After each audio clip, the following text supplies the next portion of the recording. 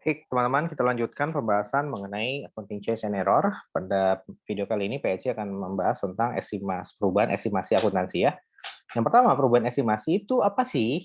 Ya, perubahan estimasi adalah ya intinya ya mengubah estimasi ya pada dasarnya ya. Karena dalam suatu penyusunan laporan keuangan itu kita memerlukan judgement ya, dan judgement itu berupa didasari dari adanya estimasi. Nah, inilah yang nanti dimaksud dengan pengukuran ya, ukur ya. Nah, seperti itu. Nah, contohnya adalah depresiasi ya. Ada estimasi apa? Ada estimasi masa manfaat ya, useful life ya. Kemudian juga ada estimasi apalagi residual value ya, dan kawan-kawan. Nah, ya, dan kalau ternyata dan namanya juga estimasi. Nah, kalau berubah gimana? Ya kalau berubah ya tinggal diubah gitu ya. Nah, itu konsepnya. Nah, sehingga di sini karena ada informasi atau pengalaman. Nah, kenapa berubah? Nah, ini dasarnya karena ada informasi atau ada new experience sehingga yang sah-sah saja kita revisi karena ada dasarnya ya. Nah, sehingga ya contohnya persentase, faktor depresiasi, depresi dan amortisasi dan kawan-kawan. Nah, intinya ini berkaitan dengan depresiasi atau cost allocations ya. Nah, kemudian contohnya selain depresiasi ada bad debts, ada inventory obsolescence, kemudian perubahan masa manfaat, residual value, kemudian yang ini untuk amortisasi deferred cost gitu ya, seperti unearned revenue. Kemudian ini untuk garansi kan kita memprediksi di awal kalau garansi itu kita memprediksi berapa sih estimasi di apa warranty liability. Nah, ini juga bisa berubah. Kemudian recoverable mineral, nah ini kalau berkaitan dengan pertambangan ya. Jadi kita harus mengestimasi berapa mineral yang tersisa. Nah, kemudian ini change in depreciation estimates dan perubahan fair value ya, estimasi fair value nanti juga bisa berubah.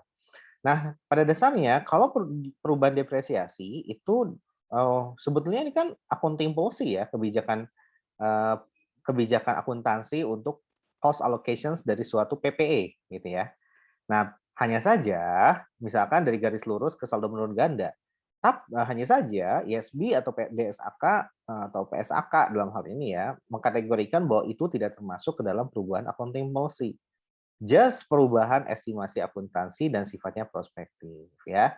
Kalau menurut saya ini kenapa dimasukkan menjadi prospektif, karena memang terlalu kompleks ya, ini sifatnya kompleks dan rentan untuk terjadi kesalahan dalam perhitungannya ya, sehingga ya sudah, lebih simpel kalau memang dia diperlakukan sebagai perubahan, apa namanya, prospektif gitu ya, estimasi. Sifatnya perubahan estimasi saja. Dan juga memang ini kan secara nature, metode cost allocations dari suatu PPI itu memang merupakan ya prediksian gitu ya, tergantung kita cenderungnya mau pakai yang mana gitu. Nah, dan memang secara nature itu pasti bisa berubah. Nah, that's why tidak perlu retrospektif. Bayangkan kalau secara nature itu dia berubah-ubah, dan kalau penyesuaian retrospektif berarti setiap kali perubahan metode langsung gitu ya disikat. Nah, dan itu akan menimbulkan suatu kompleksitas yang berlebihan. Oke, nah selanjutnya adalah dan ini prospektif ya. Nah, contohnya, nah kalau contohnya di sini saya mohon izin untuk menggunakan slide-nya Kieso ya, seperti ini ya. Kalau contohnya, nah di sini Kieso menjelaskan ya bahwa ini sama aja dengan contoh Pak Lutfi, cuman saya lebih nyaman menggunakan contoh ini karena step by step-nya dijelaskan ya. Nah, misalkan membeli equipment sebesar $510.000, useful-nya 10 tahun, kemudian residual value-nya adalah 10.000 pada akhir tahun ke-10. Nah, depresiasi sudah dicatat selama 7 tahun dengan menggunakan straight line. Nah, di tahun 2019 atau tahun ke-8, maka dia memprediksi bahwa total estimasinya bukan 10 tahun tapi 15 ya. Nah, residual value-nya adalah bukan 10.000 tapi 5.000. Nah, gimana caranya nih? Ya, bagaimana kita membuat jurnal untuk mengkoreksi prior years atau depresiasi tahun sebelumnya?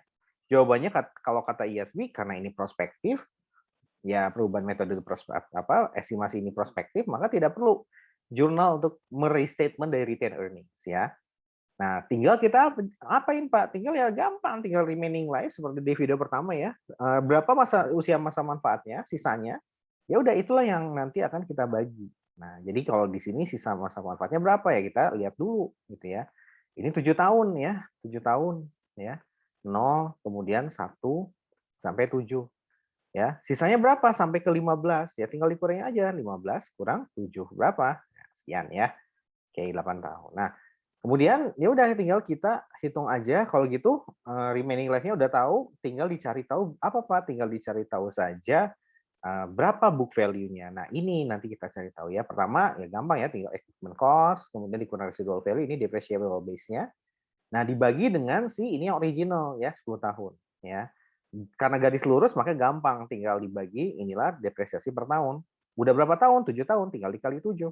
Hasilnya adalah 350.000. Inilah accumulated depreciation selama 7 tahun ya. Nah, dari sini ini tinggal dikurangi aja dengan si cost-nya ya. Hasilnya 510 kurang 3,5 sama dengan berapa, Pak? Sama dengan 160. Nah, inilah book value yang baru. Dapat tuh pembilangnya, tinggal dibagi dengan penyebutnya ya.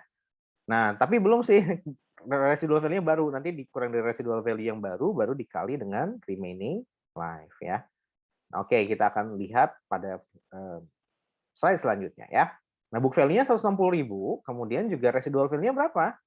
Yang baru adalah 5.000. Depreciable base-nya tinggal dikurangin 155.000. Useful life yang baru berapa? 8 tahun. Nah, tahu dari mana Pak 8 tahunnya tadi ya? Tahu dari ya tinggal digambar timeline-nya. Ini kan 0 ya sampai 1. Nah, ini sudah tahun ke-7. Berubah dari tahun ke-10 menjadi tahun ke-15 dipanjangin gitu ya. Ya udah tinggal selisihnya aja 15 dikurang 7. Berapa? 8 deh. Nah, gitu ya. Nah, tinggal depresiasinya berapa? Tinggal dibagi aja. Depreciable base yang baru dibagi dengan remaining life sama dengan 19,375. Nah, gimana cara mencatatnya? Langsung aja depreciation expense pada accumulated depreciation.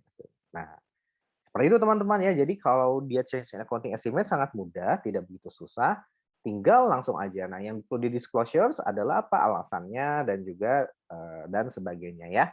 Oke, kita akan lanjut pada pembahasan accounting errors dan kita akhiri video pembahasan tentang perubahan estimasi. Terima kasih.